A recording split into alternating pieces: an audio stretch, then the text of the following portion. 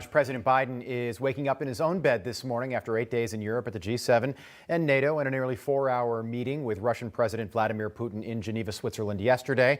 Joining us this morning for reaction is Tennessee Senator Marsha Blackburn. Senator, good morning. Nice to have you back on.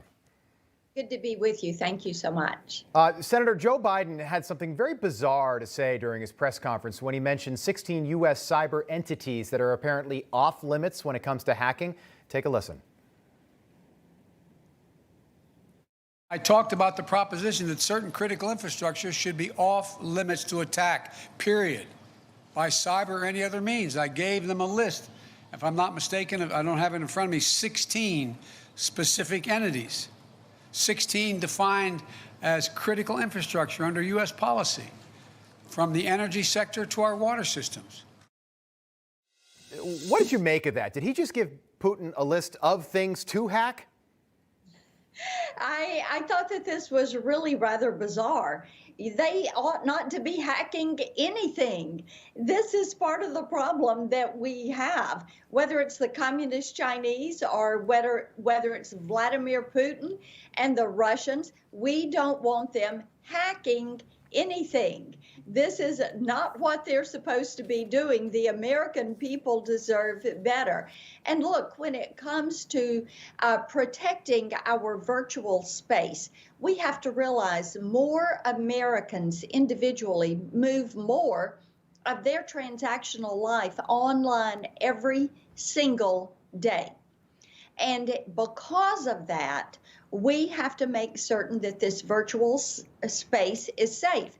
And of course, with the Chinese, Rob, we've had a terrible issue with Huawei and that technology because they embed the spyware into their hardware. So I don't know what the president was going for there. If he says you can't hack these 16 things, but go hack at everything else, it doesn't instill a lot of confidence to American organizations or governments or entities. Well, I want to see what's on the list. Probably Newsmax, the RNC, places like that for them to hack.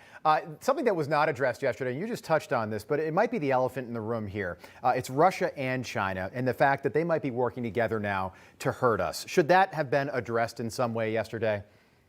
Oh, it should have been top of the list. If I had been there and having this meeting, I would have said, look, we know Russia, China, Iran, North Korea, you're kind of an unholy alliance, or maybe what we would refer to as the axis of evil, the new axis of evil.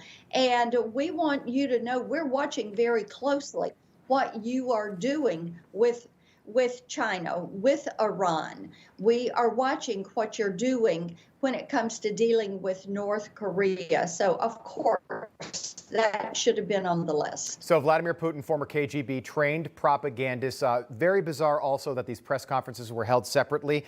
Vladimir Putin went first, and basically that gave him the international stage in front of the international media to spew whatever he wanted for 55 minutes unchecked, and he took full advantage. How big a mistake was that?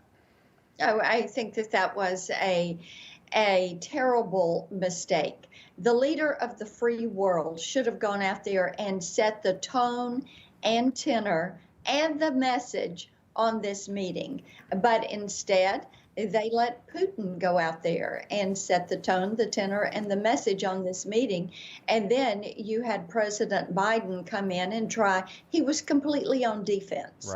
And I think it showed at the end of his remarks, he was really quite frustrated, not only with the situation, but with the press. Oh, I absolutely saw that. But this is a 78-year-old man that has had the busiest 8 days yet in his presidency. And I think, say what you will, but I think some of it was just fatigue. I think he was probably exhausted by the end of all this. I want to talk about inflation for just a moment. It's up 5% since May. That's the biggest increase we've had in 13 years. The Fed just announced they want to raise rates. Is now the right time for something like that? No, it is not the right time for that. And when you talk about what people are seeing at the cash register and the gas pump, they are seeing higher prices. And all of this about we have to eliminate hydrocarbons. Well, where do they think the wrappers on the food at the grocery store, the packaging, the plastic for the water bottles, where do you get all of these polymers? And of course, continuing to have our oil and gas industry functioning, getting that price per barrel down is something that is going to be important.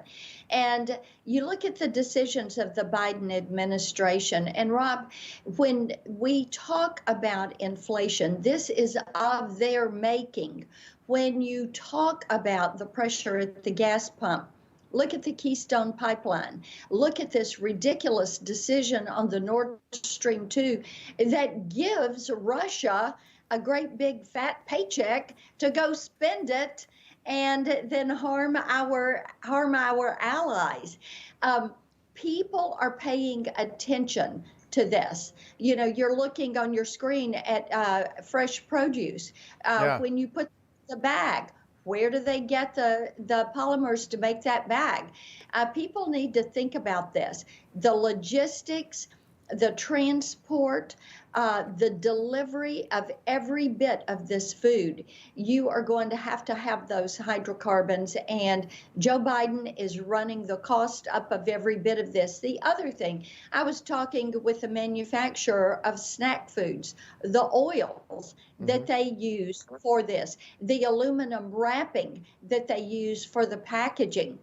The cost of all of that has gone up. So your 75-cent bag of chips is now an 89-cent bag of chips. Your $1.19 bag of chips is now going to be a $1.39 bag of chips. And you think the American people are finally, I mean, this whiplash from America first to America last. I mean, Joe Biden literally said, he said that Nord Stream, the pipeline from Russia to Germany, is almost done. So he would like that to be built. Keystone was almost done, but he canceled that his first day in office. You think the American people are finally starting to pick up on this? Of course they are. Yeah. You look at the misplaced priorities of the Biden administration, and whether it is people running across the border, and so many people now are logging in to whatever social media they use for their website or whatever, or for their news, or going to their favorite news website. And Rob, they're watching these cameras with these people coming across. Right. They're hearing about these centers in their communities that have these migrants that have come in. And then they are looking at what is happening with critical race theory. Right. They're frustrated with the school board and the lockdowns and the teachers unions. And this is why we've got in Tennessee a great group, Moms for Liberty. God bless them.